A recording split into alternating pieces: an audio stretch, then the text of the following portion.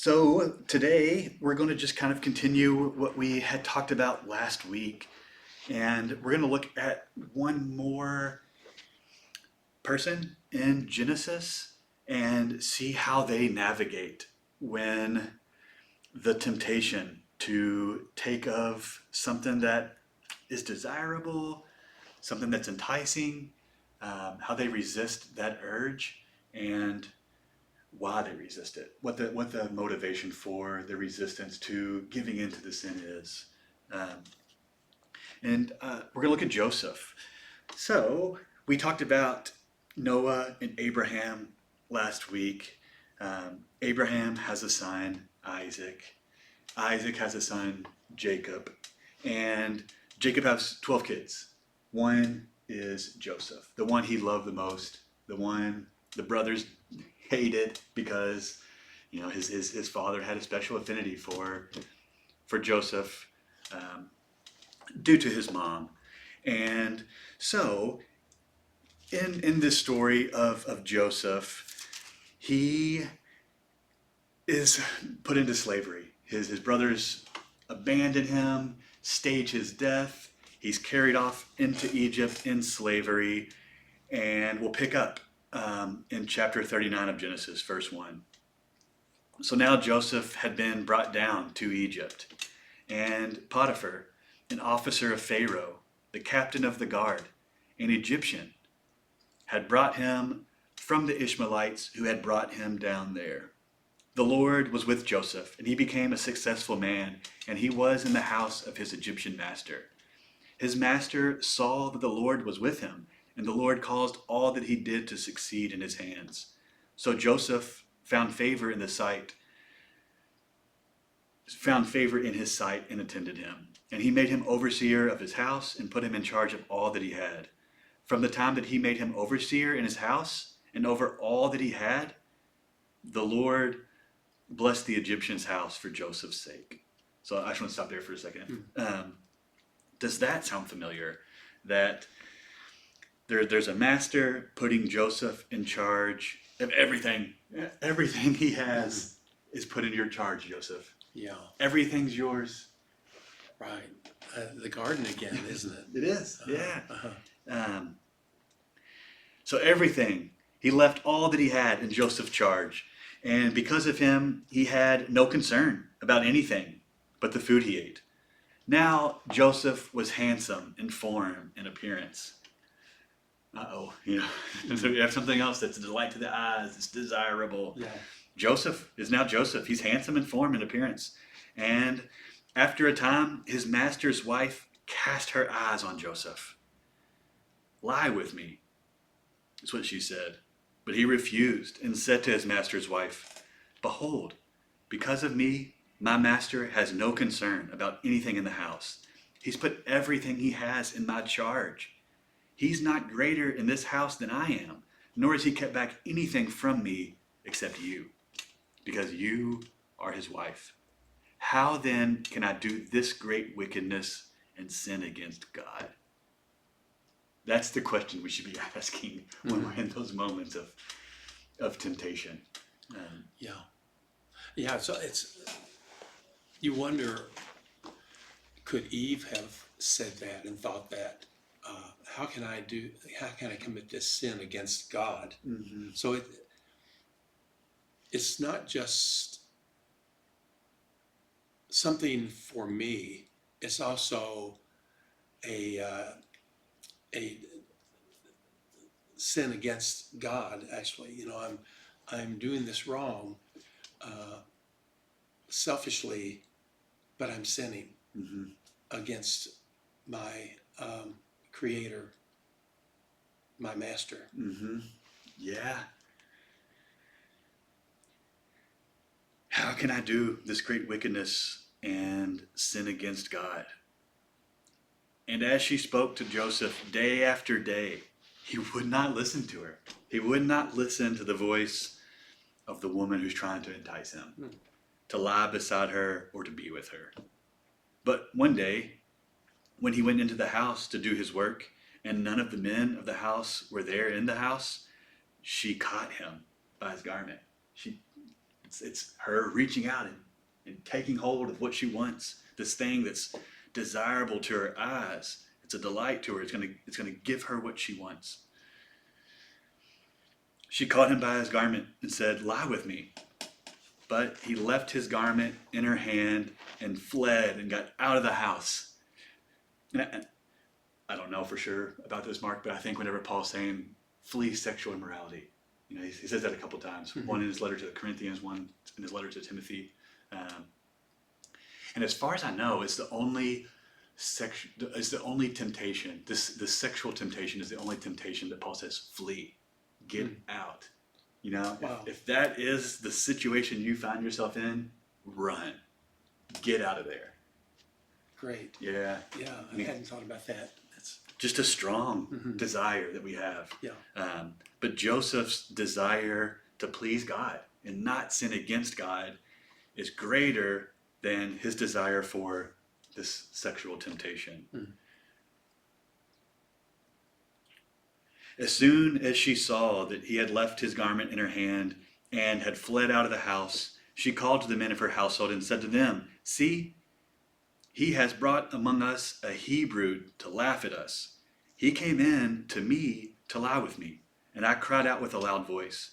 And as soon as he heard that I lifted up my voice and cried out, he left his garment beside me and fled and got out of the house. Then she laid up his garment by her until his master came home.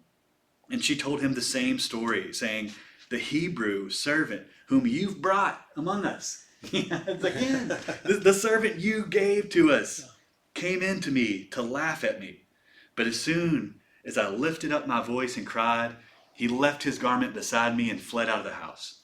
And as soon as his master heard the words that his wife had spoke to him, 'This is the way your servant treated me,' his anger was kindled.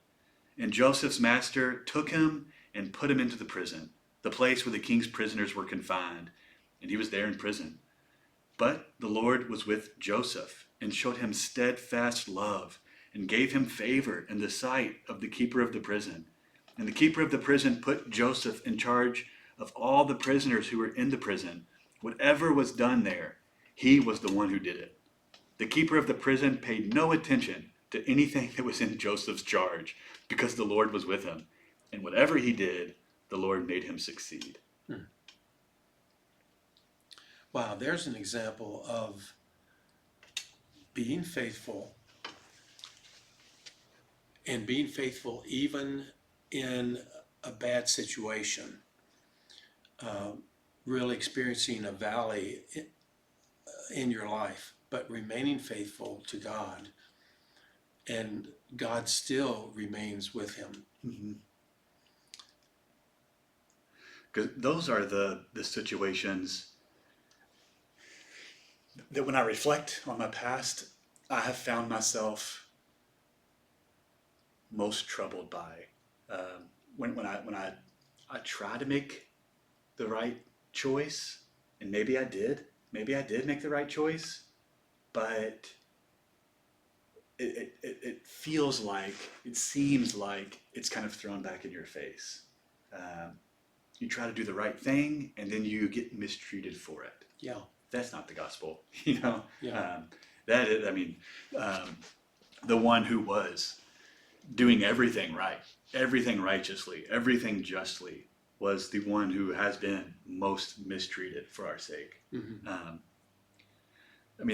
For me personally, just thinking through my past, those moments where I felt like I tried to do the right thing, and I'm not going to say I was mistreated to the level of Joseph even, but it didn't really work out like I thought this was going to work out, like I expected it to. Those are the moments where I'm most quick to just turn to myself, to become more selfish. Like, if this is what selflessness gets me, Yeah. Why not just go with the thing that's enticing and desirable? Why even consider what would be wicked and sin against God if this is the reward? Yeah, and I think we experience learning from God I think God allows us to experience difficulty and to learn how to get through them in a better way, to learn that He is truly God. Because I think in my life, how I've chosen wrongly, um, and things did not work out for me well when that happened. So I eventually discovered that there is a wiser, more godly way, that there is Jesus Christ was given to me for my good. And if I remain faithful, and it has helped me to follow examples in the Bible like Joseph. And even though I struggle, but when I get through those struggles, I see that God never left me, just like He never left Joseph in that prison. Um, and I can always rely on God, and He's my true answer and my true choice in life through all situations. Yes. He should be my number one consideration. And I do think it is through those moments, those like in the prison moments when you did, what you thought was the right thing. Then you find yourself in a worse situation because of it. Mm-hmm. Like I think those moments are inviting you into deeper relationship. Yeah. Because if you stick with God, if you stay faithful, if you keep considering, what His will would be, what would be like wickedness or sin against Him, if that is where your consideration is, once you find yourself in the dungeon, in the prison, it's going to take you deeper into relationship with Him. It's an invitation into a more close personal relationship with God. But now going back to what I was saying earlier, like if I find myself in that dungeon, and my response is, well, that didn't work out like I thought it would. Yeah. Why am I here for doing the right thing? If I totally just kind of start disregarding God's faithfulness, what would be right or wrong in His eyes, it damages my relationship with Him, not deepens it. Mm-hmm. And so, we do have to make a choice. Like, are we going to stay loyal? Are we really committed? Whenever we find these moments of testing in our life, like staying faithful, allowing ourselves to be the ways we think, the ways we try to like rationalize, even like this thought process of like doing the right thing that leads to bad consequences. Like I think immersing yourself in this God who works with people in these situations, it changes your imagination. It totally redetermines, our thought process. Mm-hmm. And it's all to deepen our relationship with Him, to help us become more impressed by Him. Mm-hmm. But we always have the option to go the opposite direction. Yeah. And allow it to damage our relationship with Him. Yeah. I think you've made the comment before that when we have difficulty, when we have a battle to wage, that through faith we can find victory in that before we even go to war, before we even finish the struggle. We can, through the imagination, through the belief and the faith, the steadfast faith, we can win the battle before the battle is finished. And that's what I wish I had done more in my young life. Mm-hmm. I remember times of struggle when I was just kind of wandering and wondering what will I do? How will this all work out? just struggling financially, struggling with choices. Where should I go? If I had won the battle for God in my heart, rather than later finding it after making mistakes, then I think I would have been lifted out of the difficulty in my mind and soul, and things still would have worked out very well because God is there. And I'm really encouraged by Joseph's life. I mean, here his brothers turned against him, sold him into slavery. He is handed over to a an Egyptian soldier. He makes the best of it. He keeps his faith. He keeps his faithfulness, his integrity, his honor, his righteousness. Then he's sent to prison, and wow, into a dark dungeon. Yet he is still faithful, and he's uplifted there, even though that's not the most ideal place. He still has his faith. And so we're going to learn, of course, that continued faith really propels him. It does. In life. It does. And it's interesting that over and over, whenever he finds himself like left in a pit or left in prison, that God, because he is deepening his relationship with God, God blesses him over and over and over. And I want to go back to what you said about the battle, like the battle within our heart and our mind. Because I think that is what allowed Joseph to be successful in this temptation, is that he had won the battle before the temptation was ever presented. The battle was won because his imagination, his heart, his mind had been so radically changed as he reflected on this God who continually rescues and saves him.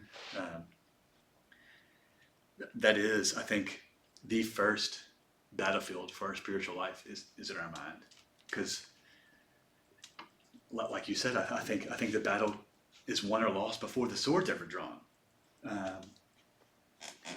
Yeah, and and Joseph had understood God's promises even before he was sold by his brothers into slavery with an Egyptian caravan that was going by. He had understood God's promises, and then through the experience with Potiphar, he understood, I think, God's nearness, and his success was really not of himself, that it was God given, God bestowed, and it was a blessing. So what's really great, I think, is that he can keep being knocked down, and that he can win the battle in his heart. And then his life changes because of his heart, because of his faith and his endurance. Yeah. He learned endurance, patience through all of this. Yeah. What a great man. Yeah, I mean, it definitely, as hopefully anybody who listens to this is familiar with the whole story. If not, it is an incredible ending to Genesis, and it leaves you full of hope that there is a way for us to rule over sin. And you know, we have to win the battle in our hearts and in our minds before the temptation's ever placed in front of us. If we're just waiting for the temptation to actually like start exercising how to overcome it, we have little hope, you know. But if we go ahead and if we trust in God and let him develop the ways we are, like our thought process and our imagination and all the ways in which he's worked throughout history, it has to leave us in awe. It leaves us with hope. Yes. And you know, Joseph ended up being assigned as a ruler over the entire nation of Egypt. I mean, that's how high he was elevated. And I think that's an interesting series of events that lead to God's purposes throughout history. But it's also a story that is meant to affect each of us in our future times. How that he stayed patient, he stayed faithful, he was unwavering. He trusted in God, and there was a great reward for him. Now, there are many literal things that we see in the Bible that pertain to our spirituality, our spiritual well-being, our eternal well-being. But I think this is given to us to show us that God will always be with us, and we can count on God. Yeah. We have to know the God who could do all of these incredible miracles and bust in on the scene when he needed to further his redemption story, and trust that God could at any moment bust in the scene again and move this redemption story forward. Yeah. It could be any moment. And so we have to be ready for that. We have to be prepared for that moment when he busts in again and says, the story's going forward. I hope you're ready. Yeah. And he was ready. He was prepared. He had won the battle in his heart and soul. Yep. That's what we do. That's what we have to do.